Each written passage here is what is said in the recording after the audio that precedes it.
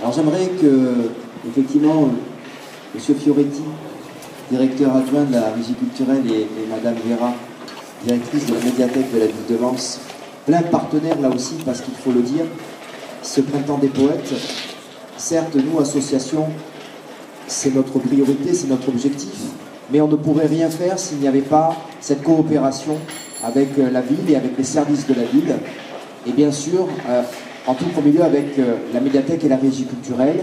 La régie culturelle pour nous permettre effectivement, comme ce matin, d'organiser cet événement au cœur de la ville, pour la communication, pour également tout le soutien donc, logistique, et puis la médiathèque tout naturellement.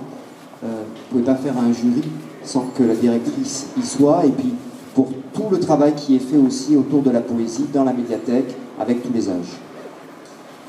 Est-ce que vous voulez dire un petit mot? Alors, pour les prix, alors de tête, je me souviens des prix jeunesse, les prix adultes, je ne m'en souviens plus. Alors, premier prix adulte ou deuxième prix, on commence par lequel? Allez, premier prix adulte, décerné à Tonia Paquelier pour les délices. Est-ce que Madame Paquelier est présente dans l'assistance? Est-ce qu'elle a pu venir ce matin? Elle avait dit peut-être qu'elle avait des difficultés. Non, elle ne se trouve pas ici. Alors, pour les prix qui ne peuvent pas être remis immédiatement, on va les confier à la régie culturelle, à la médiathèque. Ils seront remis ainsi qu'un exemplaire de l'ensemble des poèmes qui ont été composés cette année autour du thème de l'ardeur. Et peut-être on va donner lecture de ce... Puisque la dame n'est pas là, on va peut-être donner lecture de son poème. Je ne sais pas.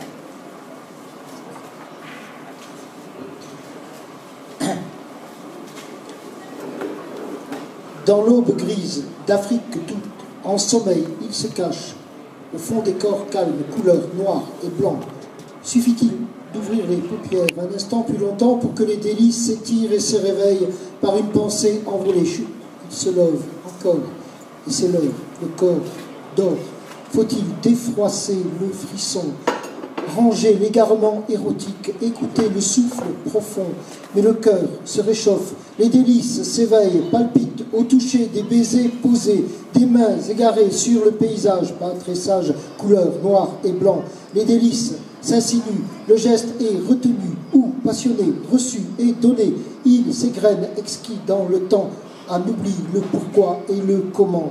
Bien après les avoir dégustés, que les corps soient rassasiés, que l'on ait gagné ou perdu la mise, restera dans le cœur, dans l'aube grise, l'emprise des délices consommées, couleur noir et blanc.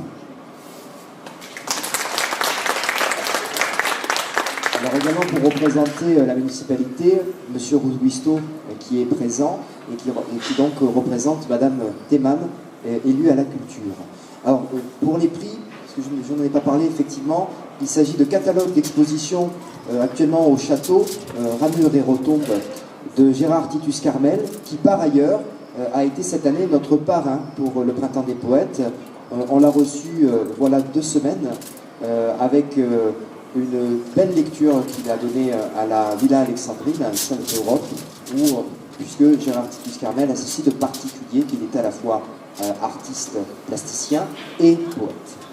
Alors, pour le deuxième prix adulte, je voudrais savoir si l'auteur du souffleur de verre n'est pas là non plus, mais on va remettre le prix à Daniel Vallée qui la connaît bien.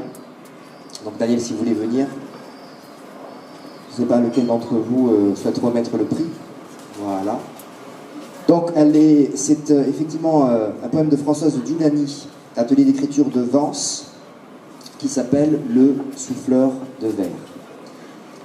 Le soleil dans sa cage éclaire son visage, et son torse luisant, et ses muscles puissants. À la gueule béante, il ouvre son corps suant, puis de sa canne, il cueille le brûlant breuvage. Et il souffle à s'en crever les poumons. La larme de verre opalescent se fait bulle.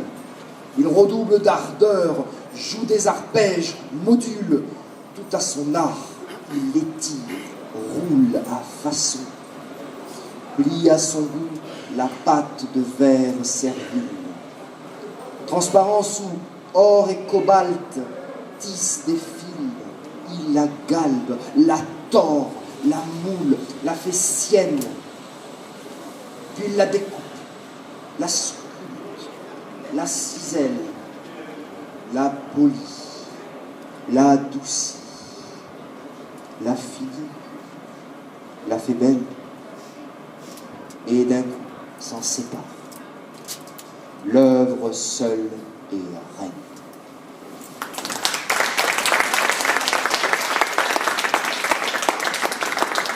Alors, pour les prix jeunesse maintenant, on va faire la même chose. Le premier prix est attribué cette année à Thomas Ledu pour Tango, que j'appelle, puisque je le vois dans l'assistance, pour venir nous en donner lecture et recevoir son prix, bien sûr.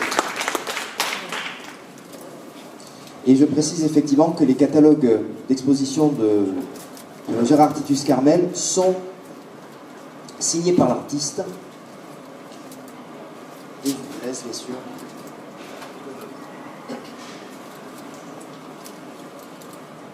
Tango. Et virevolte les volants de son vêtement rouge sang. Regard ardent qui me dit « Ose » effeuiller ses pétales de rose. Petit démon, femme damnée, dans ce tango entre mes goûts, ton œil me fait déraisonner, tu es ma fleur empoisonnée. Dans ses prunelles, un incendie, Babylone et Alexandrie, deux délicieux grains de folie. Son sang et sève, elle est le fruit, mais de quel arbre maladif est-elle fille, et de quel if saule pleureur, ébène rare, peut naître perle aussi noire. Mon âme, ma muse maléfique, au souffle méphistophélique, se confie tandis que nos corps, tous deux vibrent d'un même accord. C'est une danse sabbatique, tant macabre que passionné. Le tempo se fait métallique, le mouvement abandonné. Quelle que soit la malédiction qu'implique cette fascination, avec ardeur je rentre en transe, je ne pense plus, oh non, je danse.